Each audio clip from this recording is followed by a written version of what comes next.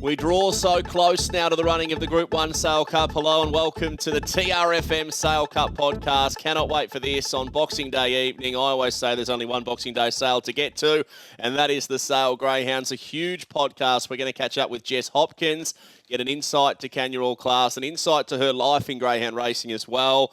We're going to find the winner of the Sale Cup. I can't guarantee that, but I think we will.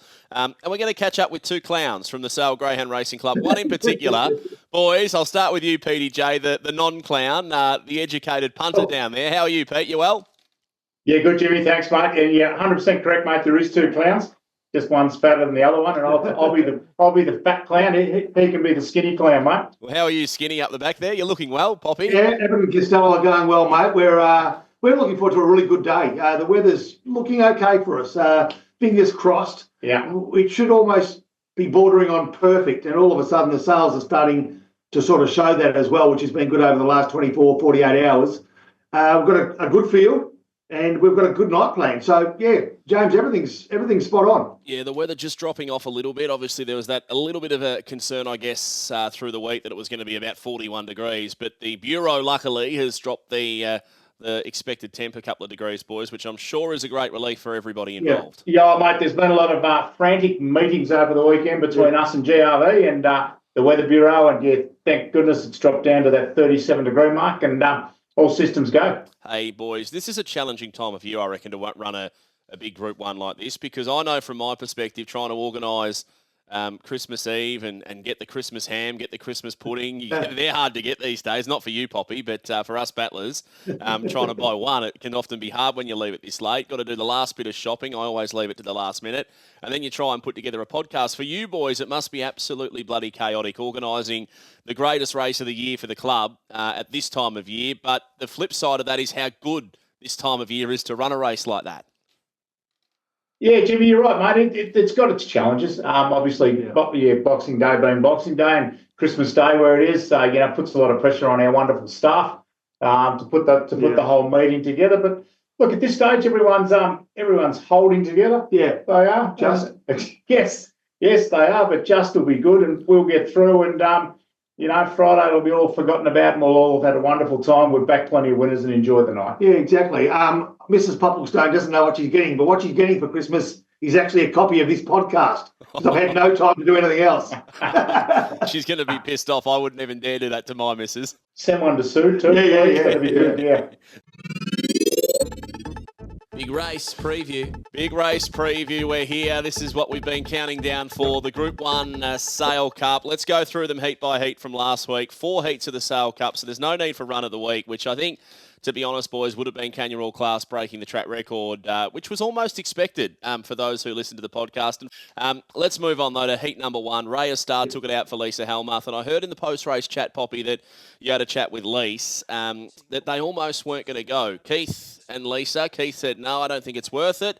Lisa said, let's have a throw at the stumps, and here they are winning, defeating Succeed, who I thought was a good place getter, but it's an incredible story post-heat number 1. Yeah, you're not wrong. Her win in the Roddy Security Distance Championship just a week or so prior probably just was the moment that edged Lisa to making that decision, even against the thoughts of Keith. And she's very excited, probably the most excited of all of our trainers to be part of the TRFM Sale Cup, because all of a sudden she's a chance in 8 of pulling off a Group 1 victory and a $75,000 first prize. So, yeah, she's very excited and a great run, really. 2 from 2 in the last 2 weeks. Fair to say, Pete, that's a much better Christmas present to win the Sale Cup than getting this podcast sent to your wife, wouldn't you say? 100% correct there, Jimmy. Yes. That was a smart win. What about Heat 2? Here's the vision of Groove Bird, thanks to GRV. I'll be honest, I'm going to put my hand up, boys, and I said if she gets out to $10, I'm having a bet. I was on the phone to my old man outside doing a few things, and I said, the Sale Cup Heat 2's about to run. Went to log in, too late, didn't get on, and the dog comes out and wins at $13.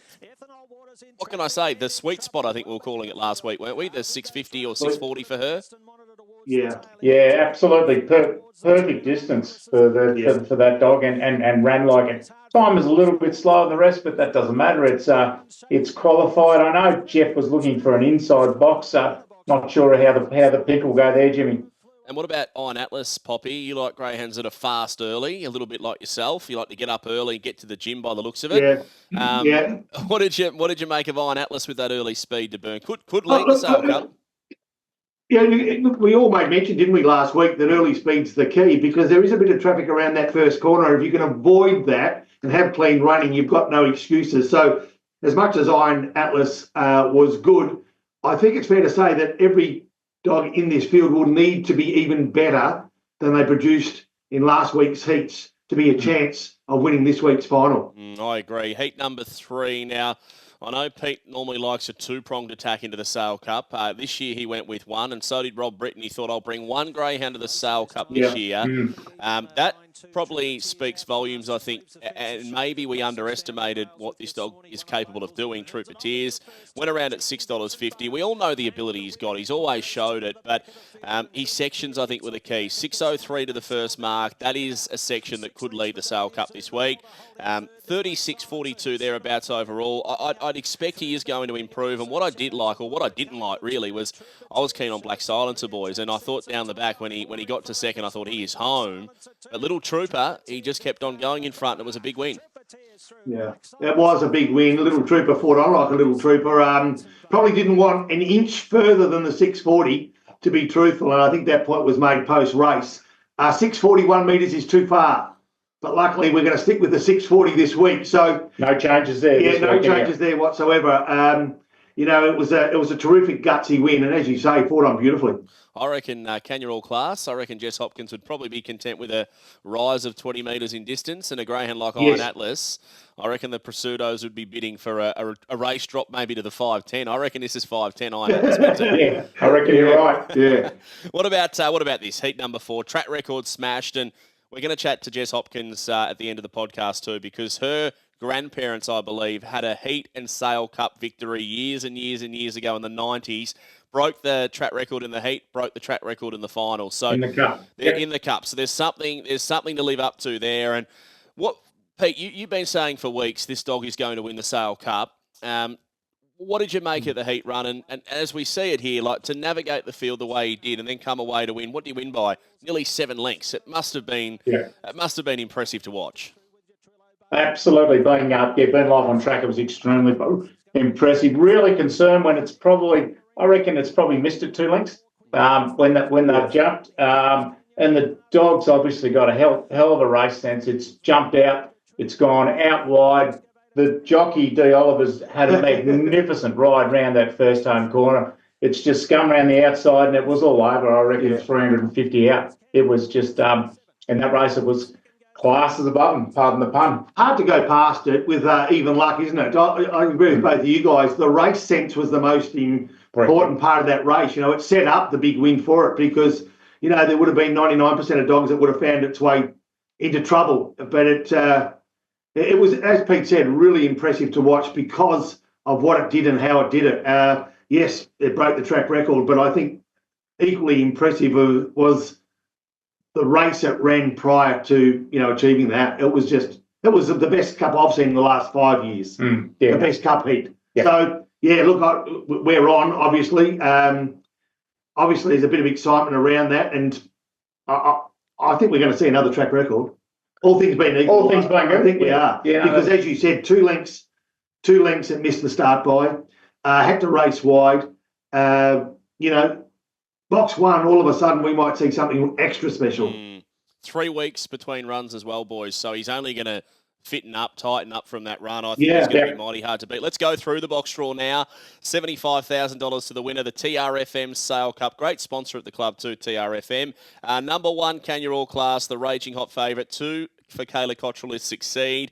3, Black Silencer for Kerry White. Sipping Kai, who could be the X-Factor greyhound to go out fast for Tom Daly. 5, Trooper Tears, Rob Britton. 6, Raya Star, Lisa Helmuth. 7, Iron Atlas, probably the rank outsider at this stage for Nat Pursuito. And number 8 for Groovebird.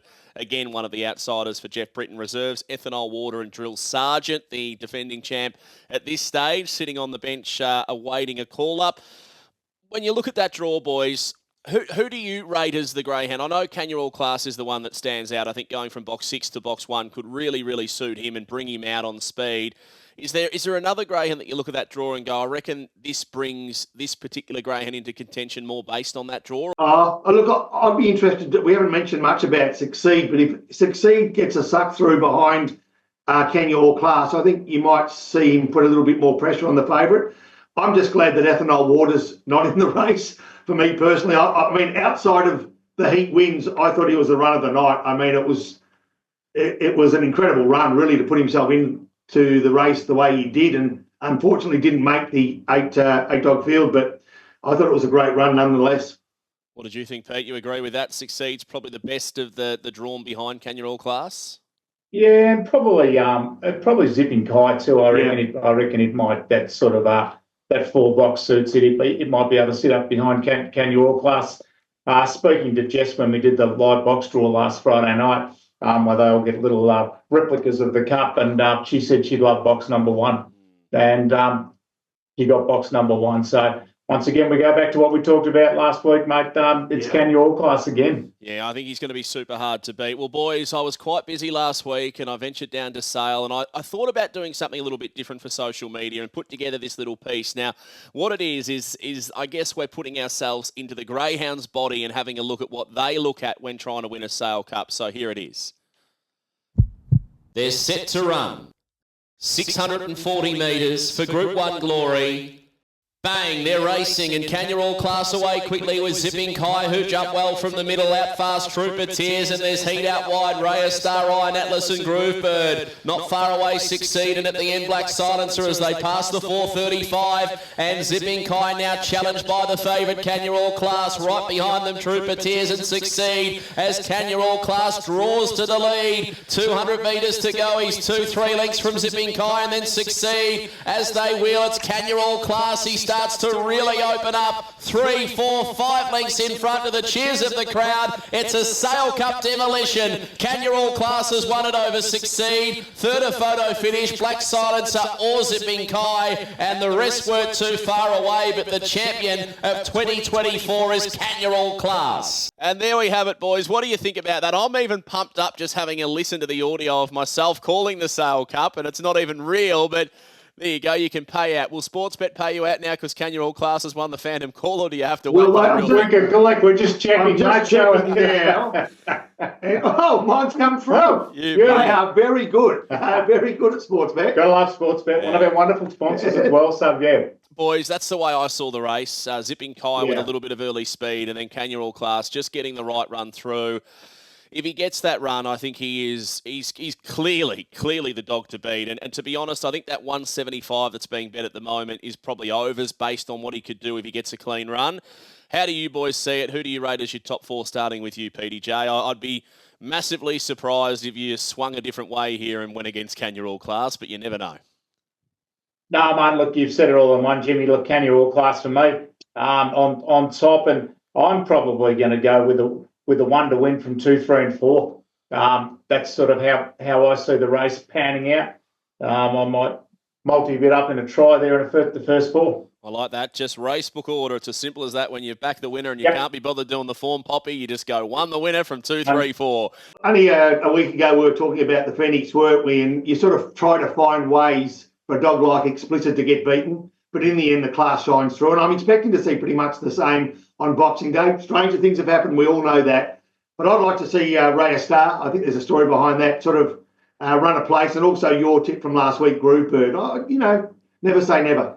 I feel like, Poppy, you've got a problem with your heart. You're always... I have. Yeah, it's been broken a few times. And we know it's really small, too. And he's always betting with his heart. So you're going 1 Canya All Class, Poppy. Give us a top 4, mate. Top 4s are my specialty, James. Thanks for asking. And I'm going to give you 4 numbers right now. Number 1, number 2, number 6, and number 8.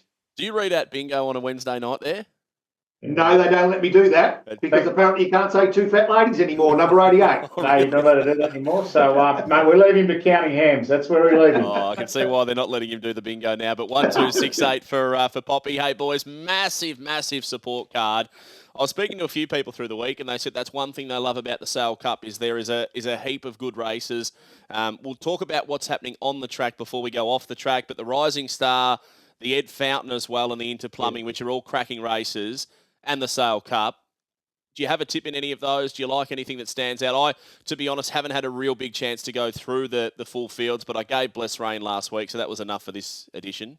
What about you boys? Yeah, no, you did. You absolutely flew, mate, and your best bet of the year got up for everyone, which is a good result. Mate, look, I like Nangar Jim, Kenny Bailey, local dog, local race. It's drawn the red box in the Ed Fountain removals in race 6. It's going to be pretty tight odds-wise, but I reckon it's a good thing. Yeah, flying the last 2, and I've got absolutely no bloody doubt whatsoever that Poppy will be with Nangar Jim, the local. Look at his heart. It's nearly beating out of his chest. Well, there's 2 locals in this race. One actually owns an opposition hotel, which is Ken Bailey, Nangar Jim, and the other is on our committee, Dawn Johnson with Bo Rhapsody. I'm going with Dawny. We all love Dawn, so I'm hoping Bo can turn the tables this week. The local man that you are, mate, I'm surprised you're not calling for a dead heat. But good luck to the locals anyway. We wish them well. Just before we wrap with you boys, what's happening off the track? For those, I'm sure there's still a couple of tickets available. General admission, how do we go about getting to the Sale Cup this year? A few things, James. General admission, absolutely free to come in the venue. Fantastic food trucks. There's plenty happening. If you want to pay $15 to get into our Sambadrome, which is a party paddock, the Baker Boys down from Melbourne, great band. We've got Samba dancers. We've got stilt walkers, fire breathers, a DJ, a slushy truck. It's all happening. It is really a cool area. Probably somewhere around the 500 people in there normally. I would like to get more, but at the moment, probably around about 500. The marquee VIP area, right on the track, picnic area, all you can eat throughout the afternoon and into the evening, and also a drink card to boot. $79 for that area, $15 for the party paddock, and as I say, free to get in the venue. No excuses. Hey, I love it, And boys. we've got masks for everyone too, Jimmy. So if you want to come in incognito, you get a masquerade mask to wear.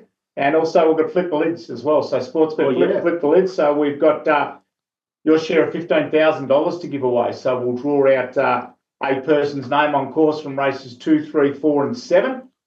Bring them up to the lids. They lift the lids, and $5 grand, $2 grand, 1,500 could be yours. So that's going to be given away on track as well. I knew you fellas would have something off track to get the punters down there, as well as what is a massive feast on the track. Good luck with the next. Why are you talking to Pete?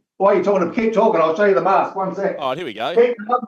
He's going to go and put the mask on for us, mate. So this could be oh goodness. As long as he doesn't get the fluffy feathers to go with. Don't tell me there's not going to be new love found on Boxing Day here at Sale. And not only that, Poppy, is it true you are the Samba dancer that'll be doing it in the mankini with the mask on? There's a lot of things shaking. There's a lot of things shaking that shouldn't be shaking, James. Let's hope not, Jimmy. We'll only go so far. Like you said, one ham. Yeah, that's all that's left. Hey, boys, Merry Christmas, Happy New Year, nail the Sale Cup. We can't wait to see how it plays out. Thanks, Jimmy. Right on, mate. Much appreciated. Merry Christmas. Inside info. We count down to one of the great Group 1s of the calendar, the Group 1 Sale Cup, and the odds-on favourite trained by one of the good people in greyhound racing, Jess Hopkins. It is Canya All Class, and Jess, she's a part of the fabric, I guess, of the Green Light On Racing and Sport podcast, so much so that I reckon she'll want an invoice after today. Jess, welcome along. How are you?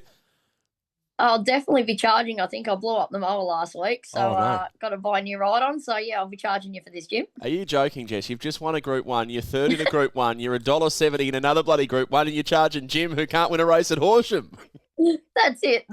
I think you'll be winning plenty more with that boy, though. But, yeah, certainly after blowing up the mower, need all the help I can get. Yeah, that's fair enough. Now, well, hopefully you can win the Sale Cup. We'll get to that in a minute. But I guess on this podcast, I don't really reckon we've ever broken down how you got involved in racing. Now, those who know you know that greyhound racing's etched into your DNA, but can you describe, I guess, how it all sort of played out to where it is right now for you?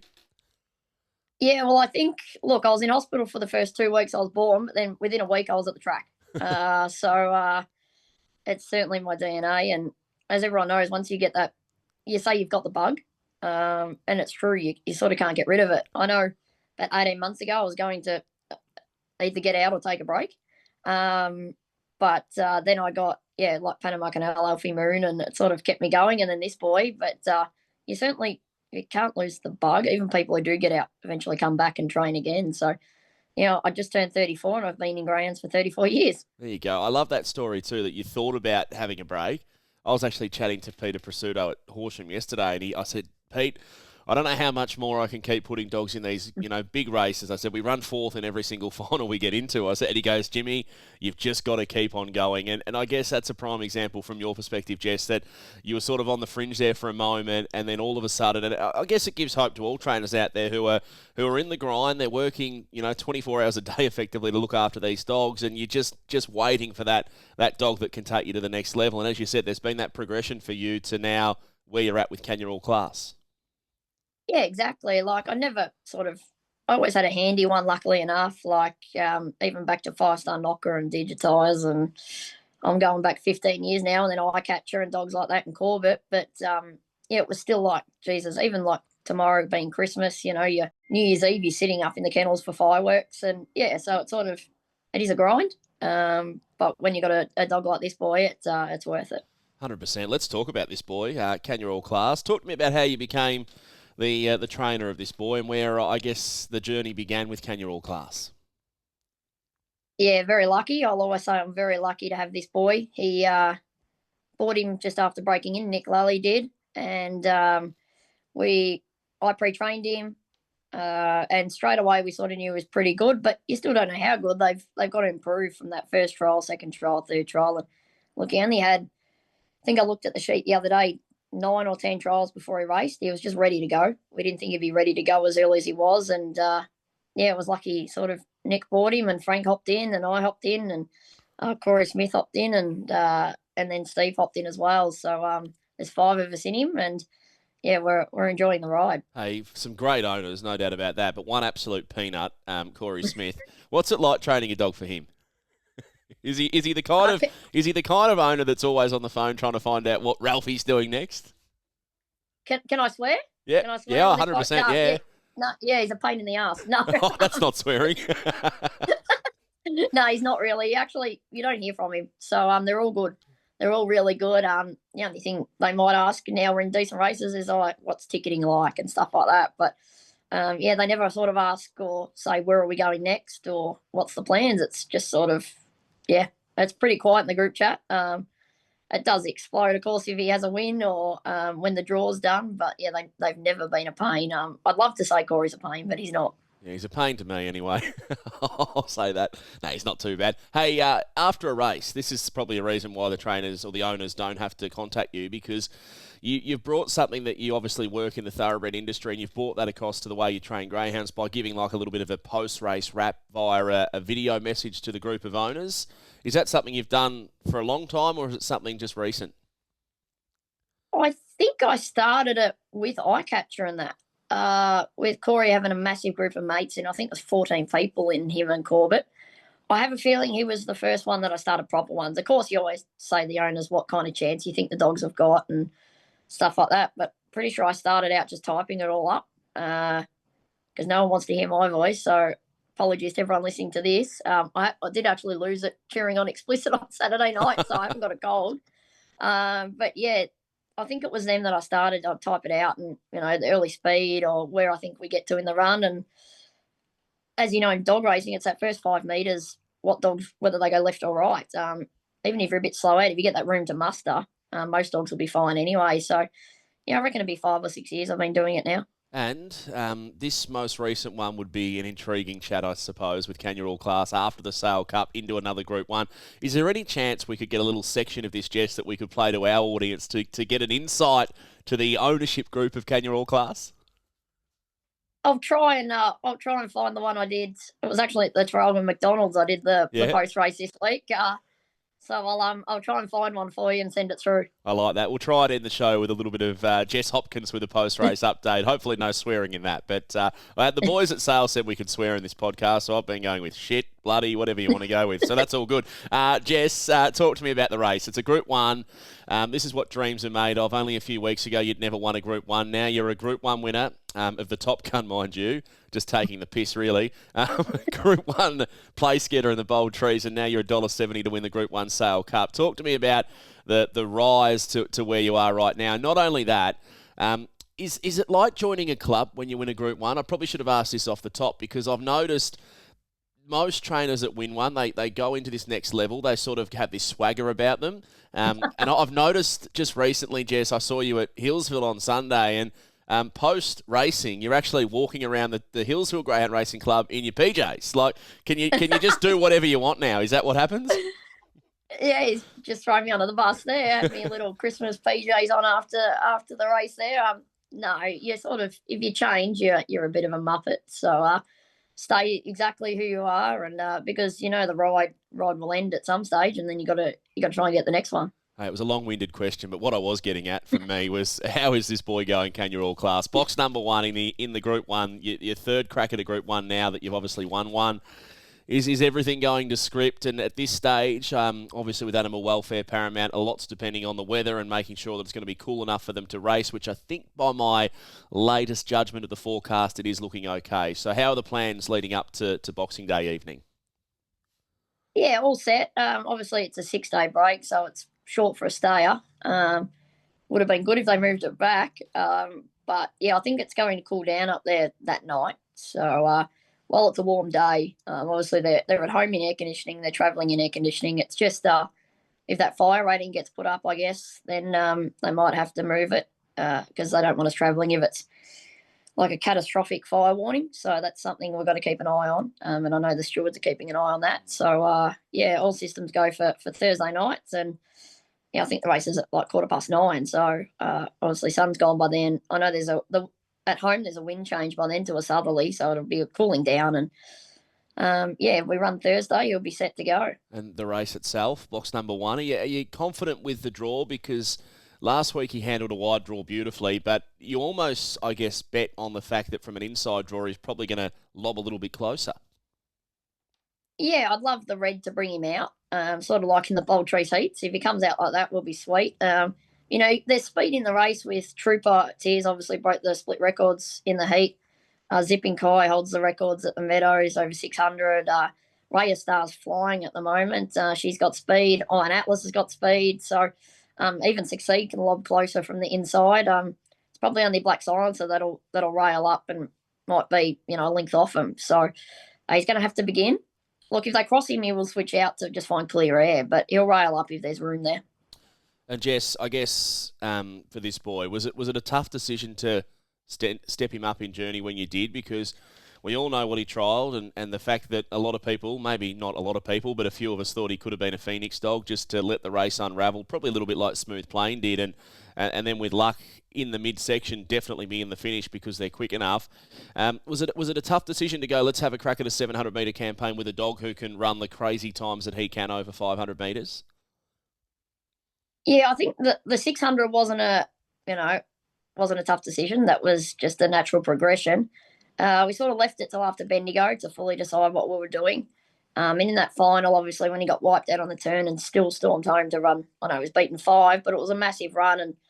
And so the decision then was made, we have to do the best thing for the dog. And look, that would have definitely put us out the Phoenix, putting him up to 700 because they're not going to really look at him running in, say, Cranman Cups and a Hume Cup even, if he'd have speared out in a Hume Cup. So obviously him and Smooth Plain ran against each other over 600, which is it's quite funny that, one's gone. And, I mean, he's probably the most underrated dog in racing, Smooth Plain. So it's good to see him run well in a Phoenix. But, yeah, look, the Sale Cup was always the aim, really. And we left it in the, obviously, selectors' hands for the Top Gun because the Hume Cup was there for us as well. So the original plan was Hume Cup into the Race Tim Zoo one on Melbourne Cup night into the Sale Cup. So obviously changed a bit. And even after the Top Gun, we tossed up going Bold Trees or just keeping him 600 still. Because obviously, he, as what did Dan Hibbert say, he's chips out or chips in. Chips in. At the poker table. Yeah, in the Top Gun and the Bold Trees heat. So, but like he ran 41.5 at Sandown, so can't say he doesn't stay. But yeah, well, look, everything's up in the air at the moment where his future is. If he pulls up well, he'll head to Queensland. He'll miss the Golden Sands.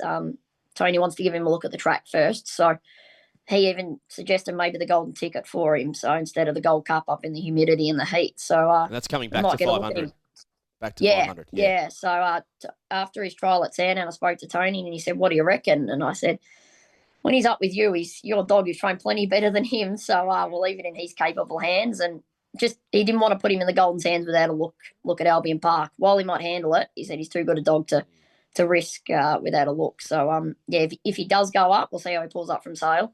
He'll have a couple of weeks and a trial up there and into the golden ticket, I would say. It's exciting times, Jess. Mentioned earlier that you've got greyhound racing etched into your DNA, but this Sale Cup is special for the family as well because you've got family members who not only won a Sale Cup, but they, I believe, broke the track record in the heat and they broke the track record in the final. Again, you're taking the piss a little bit because you've broken the track record in the heat and you've got that swagger to wear PJs to a racetrack now that I reckon you're confident you're going to break the track record and win the Sale Cup. Am I right?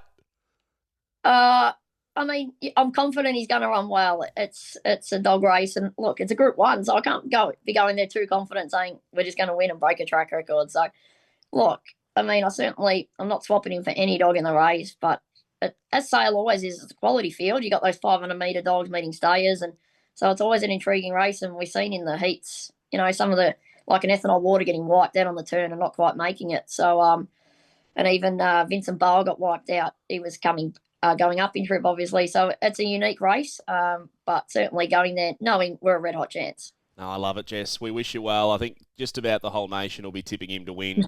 So there's no pressure there. I know PDJ, he's tipped 18 of the last 20 winners, he keeps saying on this great podcast, and he's been a one-pronged attack with Canya All Class for the last few weeks. So good luck with everything moving forward. It's been great to have a chat to you in the safety of your own home. I think last time we heard you were in Main Street, Cranbourne. There was police sirens in the background. So it's been nice just to have a casual chat to you in the safety of your own home. Good on you, Jess.